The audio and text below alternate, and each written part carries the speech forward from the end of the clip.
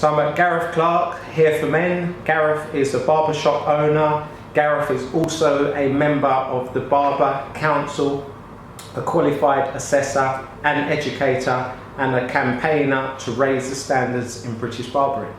Correct, that's me. So Gareth, tell me, where did you start in barbering? Well, it's I kind of fell into the industry. My father was a barber, and I was that spotty 16-year-old, just about to leave school, didn't know what I wanted to do. And Dad come home from work one day and went, "You need to get a job." So, "Okay, Dad, I'll do that." He said, "Go down the barber shop, they're looking for an apprentice down there." So just to keep him quiet, off I trot, and never look back. And it's just to keep my dad quiet. And I guess I can turn around and say I'm one of those lucky people. I fell into this industry and I absolutely love this industry. I love everything about it. I love the social side of it. And I love the way the industry is so up at the moment. It's brilliant. We're finally getting recognition for what we are. For years we've been seen as the little brother to the hairdressers. And, some of us are educated and really believe and are very passionate about this industry. And I want to see the best for this industry as well. I'm not going to put my neck on the line and say, I want to do what's best for the industry, because there's too many people saying that at the moment. But I do want to see what's best for this industry. Tell me a little bit about your shop, Gareth. How are you different from anyone else in this area? Tell me about some of the services you provide that maybe your competition don't. I decided to do this business 13 years ago, and in the back of my head I had my own little vision that I wanted to keep to the traditional feel of a barbershop, but I wanted to put a slightly modern twist on it.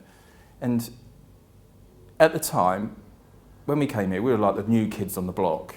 We come in and it was all quite traditional. It was all get them in, get them out. There was no real care about what was being done within this town. And I decided that I wanted to try and put into the barbershop what was being done within the hairdressers at the time. Looking after people a bit more, giving that little bit more extra care about what they've been doing, and really believing in what you're doing. As I say to all my members of staff here, each haircut you're producing is a walking advert.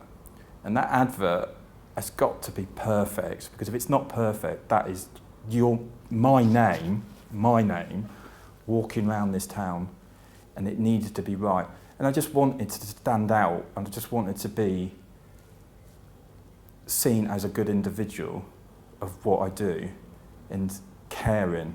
I think caring is probably the way I wanted it to be. Okay. So talking about billboards and clients walking around town with certain haircuts, is there certain styles of haircuts that you will refuse to do? I don't refuse anything. I'm a bit more tactical in the way that we do it. If someone's coming in, so trends, we see the trends outside of London a little bit later than what they've been done. So probably 3 or 4 months later, we see what's being done. And, when these hard parts are coming up, shaved up to the top line and stuff like this, I'm not a fan of them, but I'm not going to turn them away because that's my bread and butter. You'd be a fool to do that. But when I've got them in a chair and they're showing me these images off Instagram and Facebook and places like that, they've followed off these social media type barbers out there at the moment and saying, I want this haircut. One, they're not going to get that haircut because they might have blonde hair and they're showing me a dark haired picture. And two, you've got to adapt that to the individual and where they are working. And we've had incidents in this town that kids are coming in and asking for haircuts, and then they're going back to school and they're too short for school and they're getting excluded from school. So you've got to use your head a little bit. But no, I don't refuse any haircut. I just then advise them that perhaps it should be looking more like this or more like that to fit in with what they're doing and where they are. Okay, so you basically consult them. Yeah. So their style will fit their occupation or presence. Yeah, exactly that. It just, again, it's more of that personal thing than just going, yeah, I can do that, bang, bang, bang. No, I think people in the end relate to that better, because they can then go, he cares about what he's doing. And his profession. And his profession, definitely my profession. Okay. And in the introduction, I said that you're as an educator. I'm keen to know about the education services that you bring to the barbering industry. Okay, right. So I'm in quite a privileged position, I guess. I've worked hard to get into it. I'm not one of the 5-minute wonders that someone is turning around and going, I'm an educator in barbering. I've been around this industry since I was 16, and I've worked in a traditional barber shop. I learnt my trade for 5 years, and I think the thing that really has driven me on to get involved with education, standards and different stuff within the industry is that I've seen assessors coming into this salon from training providers. I can't name a shame, sorry. That from training providers, they've come in here and they've sat in those waiting chairs while assessments are going on down this end of the salon and not paid one bit of attention to it.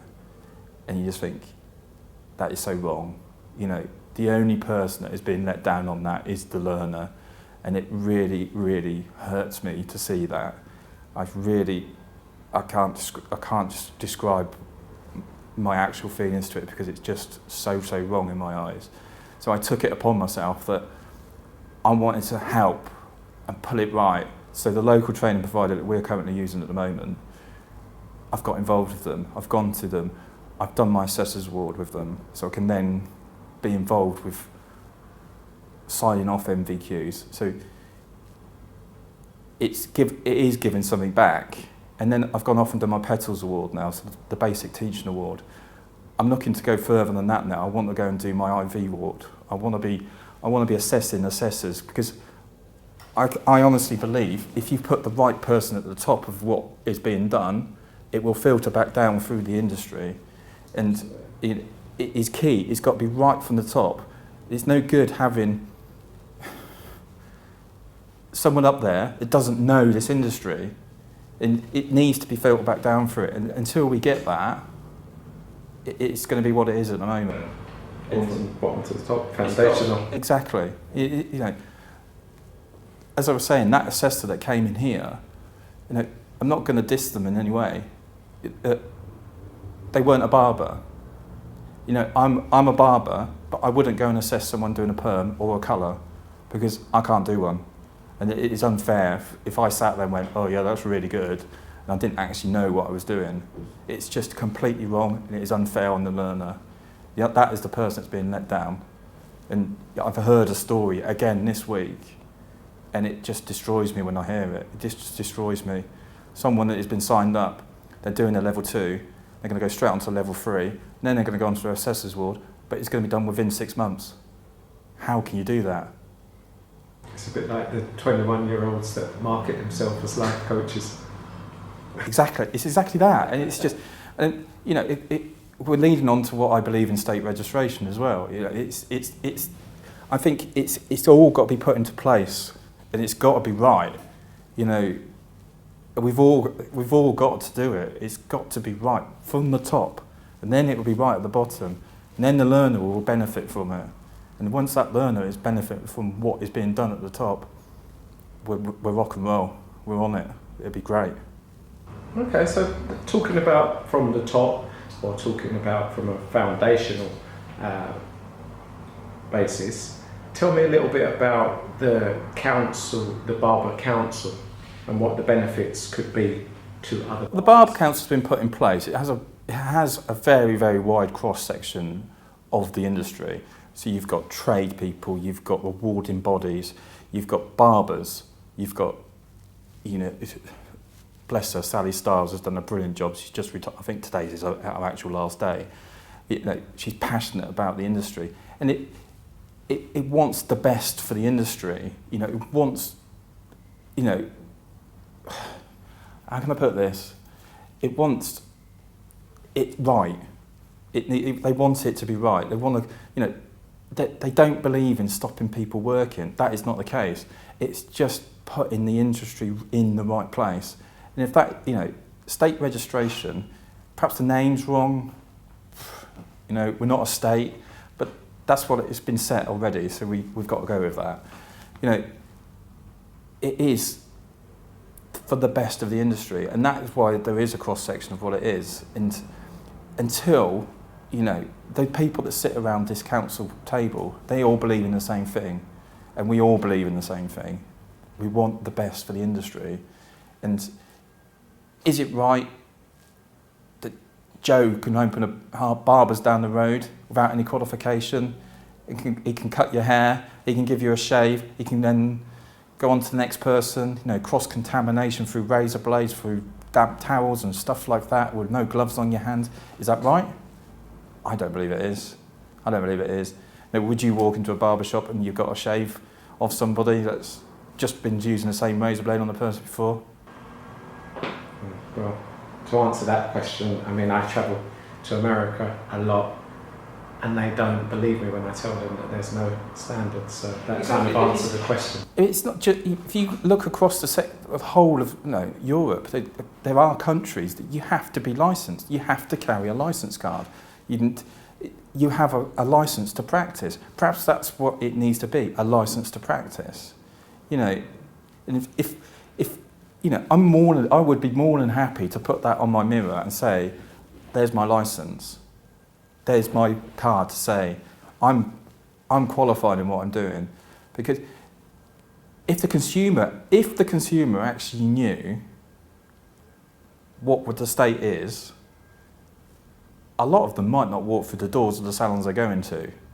You're absolutely right. And I always say, when this subject comes up, Larry the Barberman's say on this is stop educating the barbers and educate the public. Exactly. And if you educate the public, they'll come in, ask whether or not you're state registered, they'll pivot and they'll go out the thing. But at the moment, for me, there's too much one-upmanship with who's state registered and who isn't, and it doesn't make an iota of difference to the public, and you need public pressure. Totally agree with you. And you know, we are, as a council, we are trying to be more active this year. We're trying to do more shows, we're trying to have a bigger presence, we're trying to talk to people.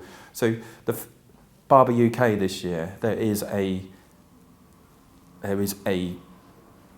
seminar that you can come to, that you can sit down and you can ask questions. They're doing it as a question time to the Barber Council. So anybody that's got those questions about what is the Barber Council, that's the time that they can be answered. So they need to come along to that. There's 250 seats there. Come along to it. Ask your questions. If you've got anything that you're not sure about, ask it there. And that will hopefully reassure and point people in the right direction. But you're dead right. The consumer needs to know. But as you can see in my salon here, Larry, I've got it in my window saying Barber Council, state registered. I'll shout about it. I'm proud of it. I think it is a good thing, and you know, there's a food place next door to here. They have to have stars on the door of how good they are. Yeah, but the public are aware of that. They're not aware of your sign. So I think you need. But this is where perhaps we need to hit magazines. Perhaps we need to do. Absolutely. This was my suggestion. Morning television, evening television, and the tabloids. Exactly that. I'm not disagreeing with you at all. And £42 for me is too cheap, because with £42 you couldn't get any momentum going with any form of advertising campaign. I think the biggest question people ask at the moment is, what am I getting for my £42? Well, it's not what you're getting, it's what you think you should be doing for the industry. You're believing that the Barber Council and the Hair Council are wanting to put the industry in the right place. You believe in that. No, you're believing in proper qualifications, proper assessing, proper education for the learner, not for the barbershop owner, for the learner. So when the barbershop owner then takes that learner on, it's all right within their barbershop. People are too scared at the moment. They're too scared, you know, £42, what am I going to get for that? You still pay your insurance every year. So they just need educating. Educating, and it is a long, long journey. We know that, and it's been a long, long journey already. But it's small steps at the moment. We can't take big steps. We haven't got enough of a following. That's right. And when we get that following, that's why we need the people on board now. That's right. Inch by inch is a cinch, yard by yard it's hard. I like that one. I'm going to use that now. And what are you, you're a member of the council, what are you doing personally to make state registration compulsory? I do a lot of on the social media. I will do tweets, I will back it, and when I go out and do my seminars and education days, I talk to every single person that I go out to. And I did one on Monday, and I had 20 people in the morning and about 10 people in the afternoon. I left a leaflet about state registration on every single seat. So, inch by inch.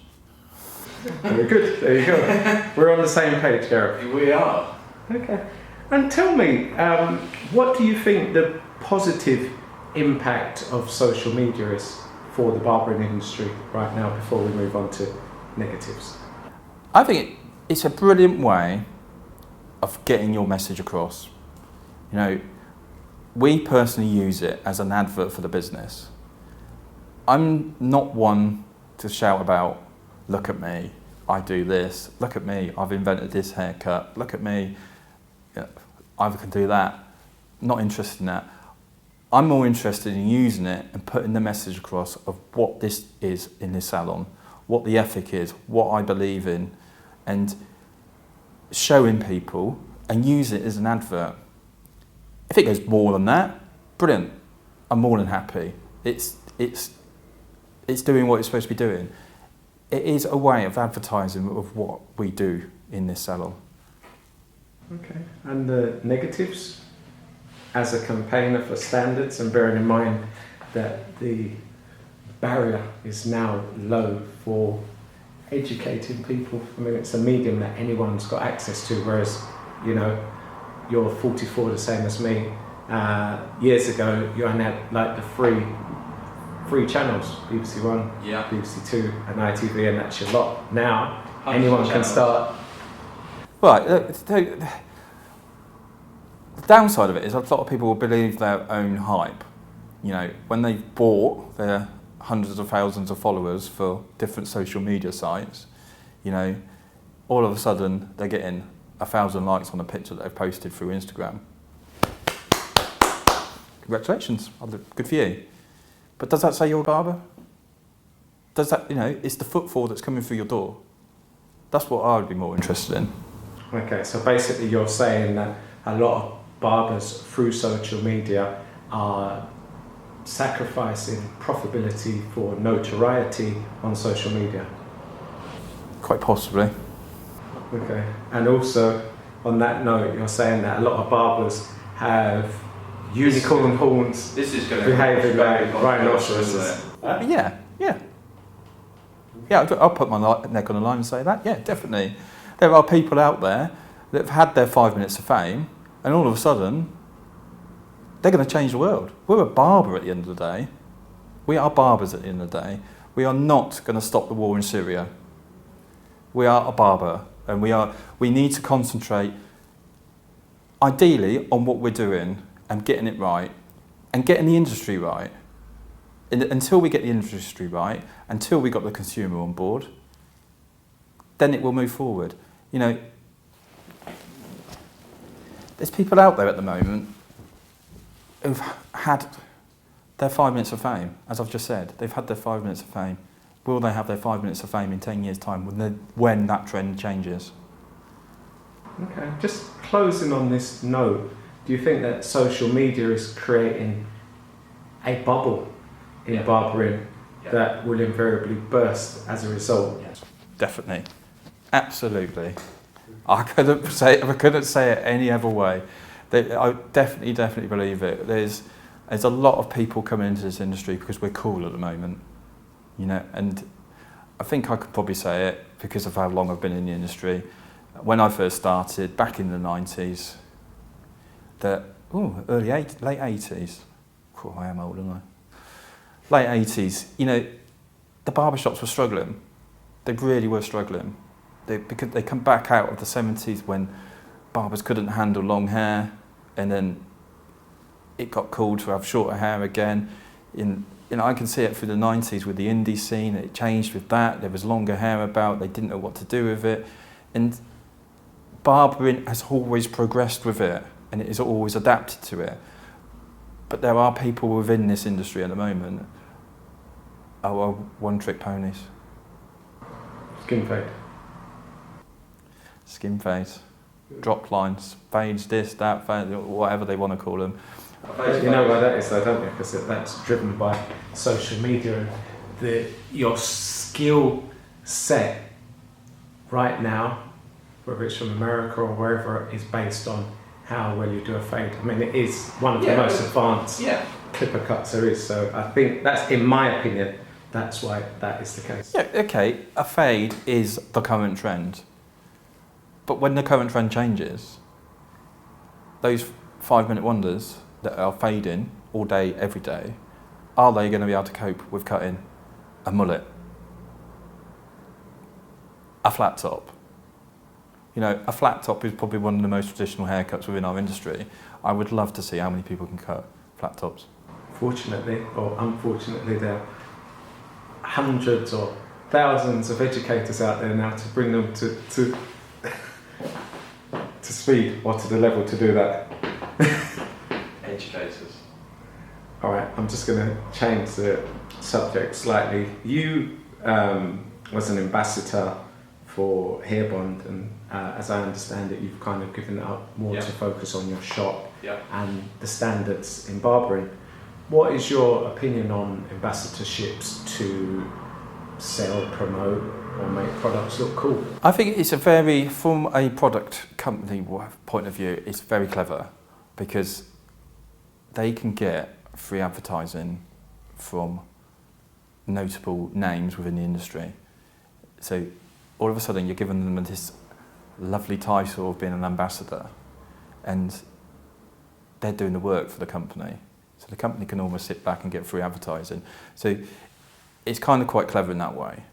And yes, I was an ambassador, and I did get involved with quite a bit of work with Hair Bond. And I don't have a problem with Hair Bond. Don't have a problem with it.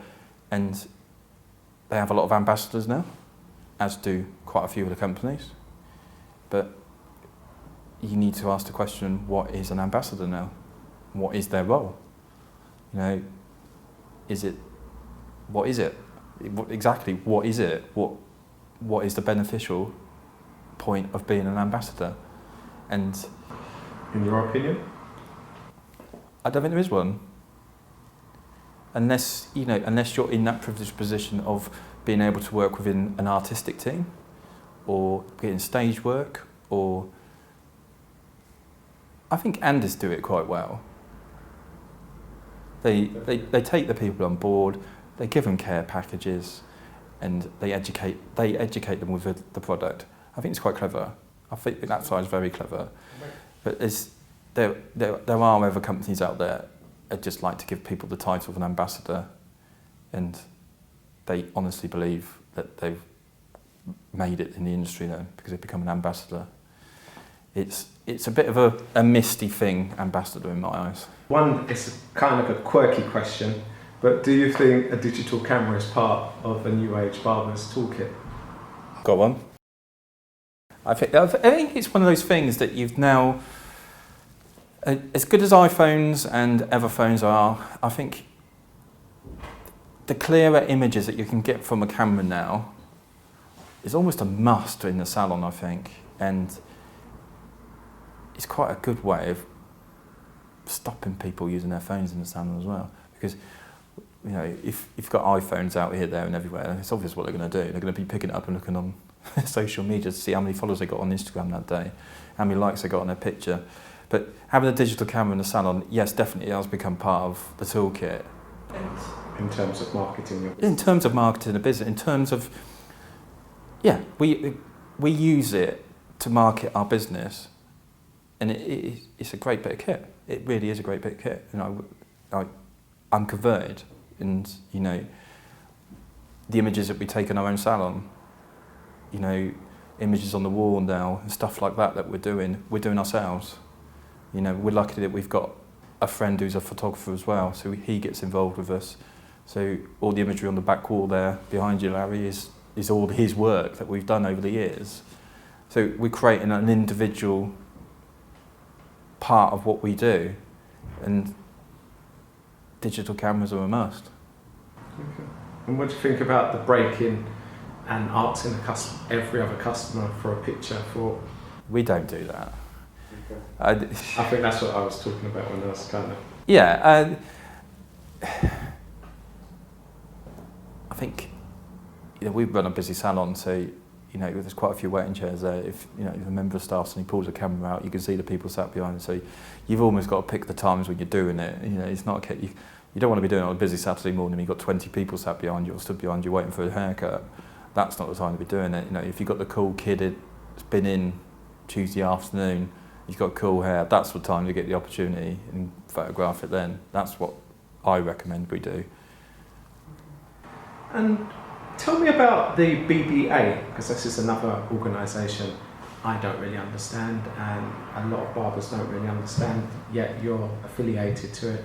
Tell me the benefits of being part of the BBA and what it is exactly. I'm a member of it. I'm in that lucky position that I've just been appointed as an educator for it. You're probably asking me as the wrong person, what is the benefits of the BBA? Because I'm a member of it, as are many other people. Perhaps you need to go and talk to... Okay, from your personal experience, how are you benefiting personally? It's recognition again, isn't it? And, you know, they're one of the associations out there that are doing what they want to do right for the industry. And there's quite a few out there at the moment, you know, BMB, MHFed, BBA, NHF, there's them all, there's Habia, and you know, they all need to work together. And so I've picked a BBA because I've got an association with Mike and I've been lucky enough to be involved with them and do stuff with them. And that's my reason for going with them, because I've got a connection with Mike, I get on really well with Mike, I've got the same opinions as Mike, and listening to other people that in other associations, I don't agree with their opinions. So that's why I've gone that way. Okay, so going from opinions, let's talk about inspiration. Where do you seek your inspiration? Which people do you seek your inspiration from right now? People around me. People I work next to all day. And so it's an internal? It's an internal thing. There's a lot of people out there doing some really, really good work at the moment. I do admire some of their work and I think it's very, very good. And it's the people that are around me all day, every day. You know, I hope I inspire them and they inspire me. You know, I see the stuff, and it's the day-to-day stuff that I see going out that I really think that is really good. You know, and they're passionate about what they're doing. And I think, again, it's like we've been saying, isn't it? Getting it right from the ground level or the top level and getting it right. And, you know, the people that I worked with in the artistic team for Hair Bonds, they're good friends of mine. They inspire me. So Chrissy Moon, John Bourne, Lindy Rolfe, or Atkins, or whatever you want to call her now. She changed her name. They inspire me because I've worked alongside them and I've seen what they can do. And, you know, I've seen it on a day-to-day basis as well. And being in the barber shop and seeing what they do and seeing it on a real level, that inspires me. Okay. So in closing, if there was to be a takeaway from this particular interview, from people viewing this interview, what would that takeaway, what takeaway would you want them to gain from this interview for the greater good of barbering as a community? Believe in what we do, unite, and have the best of the industry at your heart. And, you know, it's been around for years, this industry. It's going to be around for more years. But just believe in what we do and get it right. By way of just your opinion, it's not, you know. By way of stop backstabbing each other and just let's agree on it and get on with it. Gareth Clark, thank you very much for your interview. Thanks you, for opening us up to your world and your space and your thoughts on the barbering industry and community as it is right now. Brilliant. You're welcome. Thank you, Larry.